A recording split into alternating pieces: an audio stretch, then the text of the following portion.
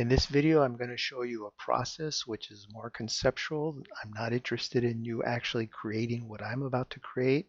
It's more of the idea of using a grid to create a decorative typeface. And we'll obviously be working with Adobe Illustrator.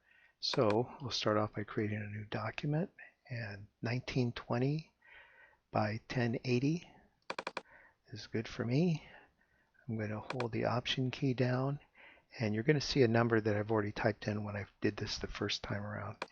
The number is supposed to be, didn't stick to it, it's supposed to be 16.1.8, and you might recognize that as a Fibonacci number. It normally would be 1.618, but in this particular case we're going to try to stay within 100 units. Okay, so let me back away. And I do want to make it a little bit smaller than that. So I'll just go ahead and force this to be smaller by about, 50% is okay. And now I just want to create a grid, a repeating grid. I'll grab the direct selection tool, move this out of the way. So this is really important. You got to make sure that your points snap to each other. And if you're not sure if they're doing that, then you need to go check. And so let me do an undo. If I come over here to the View drop-down menu, you want Snap to Point on. That needs to be checked off. So make sure your Snap to Point is on. So I'll go ahead and do it again. Now it's snapping to the point, and I'll hold the Option key down, and now I'll do a whole bunch of them. Okay, and I want to work my way down as well. So I'll select all of these with the direct selection tool. I'll grab one of the points and let it snap again. Hold the Option key down to make a copy. Command D to make a bunch of them.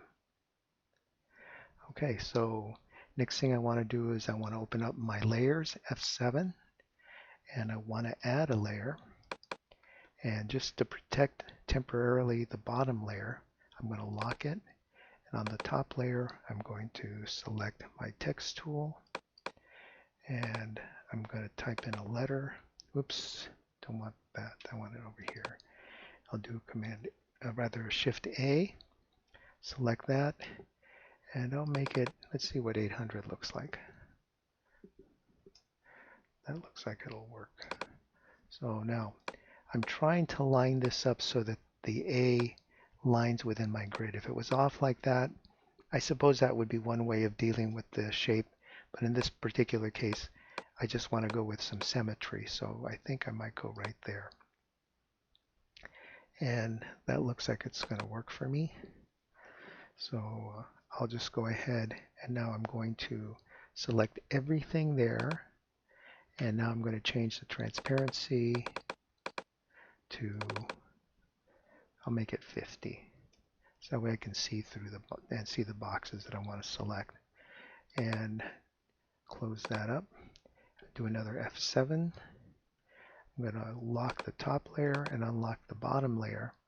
Now it's just a matter of selecting the rectangles, and I'm going to use the direct selection tool for that. So I'm holding the Shift key down, and I'm just working my way through any one that looks like it's got critical mass on it.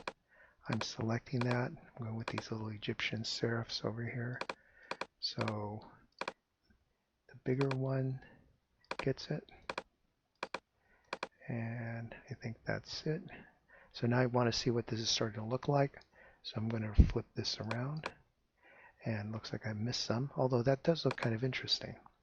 Let's see what that looks like. So I'm going to go ahead and select the similar. So select the same appearance. I'll copy that, and I'm just kind of curious, so I'm going to come over here and paste that and see if that's starting to look like a letter A. Not really. It looks like I still need the other blocks. Maybe I don't need this one here, but well, I've got it. I'll use that and put it where the one I think I need. Not terribly exciting, I know, but it's all about the process. So that's the letter that I want, and I don't want the blocks to show up. So I'll select everything, or not not everything, but just the letter that I pulled out. And in here, I'll go ahead and let me move this out of the way because I'm going to make another letter here and put it right next to it. So this one in here is going to have no stroke. So first thing I want to do is get rid of the stroke. And then while they're all still selected, I want to go to the Pathfinder tool and I want to do a unify.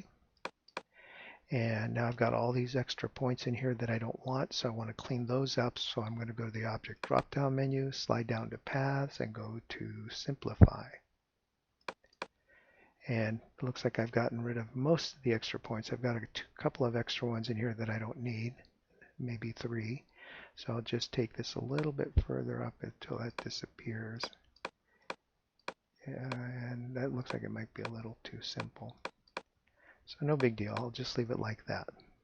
And what I'll do here is I'll go after those points with another tool.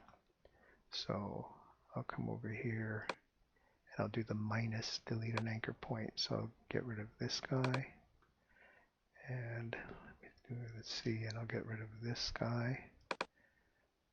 Oops. Let me do that again. Need to hold the command key down so I can select that. Now, there we go. Okay, and I think there was one over here. So I'm going to hold the command key down, click on nothing, hold the command key, click on that, and then minus that one away. Didn't get it. It'd be right on the point. Okay, so there's my letter A. It's a little funky looking. The other thing I might consider doing is, no, I like that because I want to keep the same cap height for that. Okay, so that's a funky A. It almost looks like a squatting man, like one of those New Zealand dances that you may have seen. Anyway, so let's do another letter. So let's come back over here, and on these I'll go ahead and let me back away a little bit. I want to be able to select all of these, and I'll go ahead and reset them to the foreground and background setup as I had before. Open up my layers, F7, unlock that, lock that, double click on this guy, change it to another letter, and again I'm going to, looks like I've got a nice stem lining up there, so I'll go ahead and line that up with the stem, and that looks like that'll work. Lock this, unlock that, and then I'll go with the direct selection tool and start selecting with the shift key down my boxes.